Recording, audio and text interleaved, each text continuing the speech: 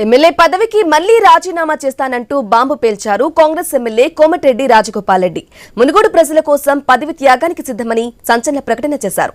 గతంలో ఒకసారి ఎమ్మెల్యే పదవికి రాజీనామా చేసిన విషయాన్ని గుర్తు చేస్తూ అధికార పార్టీలో అలజడి రేపారు ఈ ఫైర్ బ్రాండ్. మంత్రి పదవి ఇస్తానంటేనే తిరిగి కాంగ్రెస్ లోకి వచ్చానని నాటి హామీలను బయటపెట్టారు. మంత్రి పదవి ఇవ్వకపోగా ఇప్పుడు అధికార పార్టీలో తనను పెట్టేశారని రాజగోపాల్ రెడ్డి ఆగ్రహం వ్యక్తం చేశారు. జూనియర్లకు మంత్రి పదవి ఇచ్చి తనను సైడ్ చేశారని బుస్సుమన్నారు.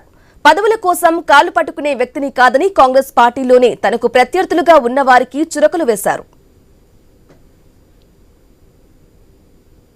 పార్టీలకు రమ్మంటే నమ్ముకొని వచ్చినాం. ఇస్తారా ఇయ్యరా అది మీ ఇష్టం, కానీ నేను మాత్రం పదవుల కోసం ఎవరింటికి పోయి కాలు మొక్కి మనసు చంపుకొని దిగజారడం మాత్రం జరగదు. పని బతుకున్నా ప్రజలున్నా నా ఎమ్మడి. నాకు కావాల్సింది ప్రజలు, వాళ్ళ బాగోగులు, ఈ నియోజకవర్గ అభివృద్ధి. ఒకవేళ నాకేదైనా మంచి జరిగితే వాళ్ళకు మంచి జరుగుతుంది, లేదంటే వాళ్ళ మధ్యనే ఉంటా, వాళ్ళ కోసం పనిచేస్తా, వాళ్ళ కష్టసుఖాల్లో పాలు పంచుకుంటా, వాళ్ళ కోసము ఎంత దూరమైనా పోతా, ఎంత పోరాటమైనా చేస్తా. అవసరమైతే మళ్ళీ త్యాగం చేసి పోయినసారి ప్రభుత్వాన్ని మీ కాళ్ళ తీసుకురాలే, తీసుకొచ్చినా నేను రాజీనామా చేస్తే మొత్తం టీఆర్ఎస్ ప్రభుత్వం 100 మంది ఎమ్మెల్యే మునుగోడు ప్రజల కాళ్ళకాడికి రాలేదా? అవసరమైతే అంత దూరం కూడా పోతా, నేనైతే భయపడా. మునుగోడులో తమ్ముడు రాజగోపాల్ రెడ్డి రాజీనామా డైలాగ్ పై ఢిల్లీలో స్పందించారు అన్న మంత్రి వెంకటరెడ్డి. రాజగోపాల్ రెడ్డికి మంత్రి పదవి హామీ ఇచ్చినట్లు తనకు తెలియదన్నారు. ఆయనకు పదవి ఇప్పించే పరిస్థితిలో తాను లేనంటూ చెప్పుకొచ్చారు కోమటిరెడ్డి వెంకటరెడ్డి.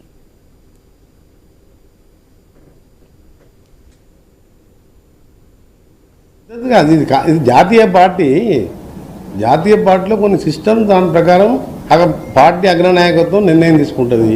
సీఎం గారి అభిప్రాయాలు తీసుకుంటారు. ముఖ్యమంత్రిగా సీఎం గారు మంత్రివర్గాన్ని నియమించే అవకాశం జాతీయ పార్టీ కాబట్టి ఇక్కడ వాళ్ళ పర్మిషన్తో ఆయన చేయడం జరుగుతుంది.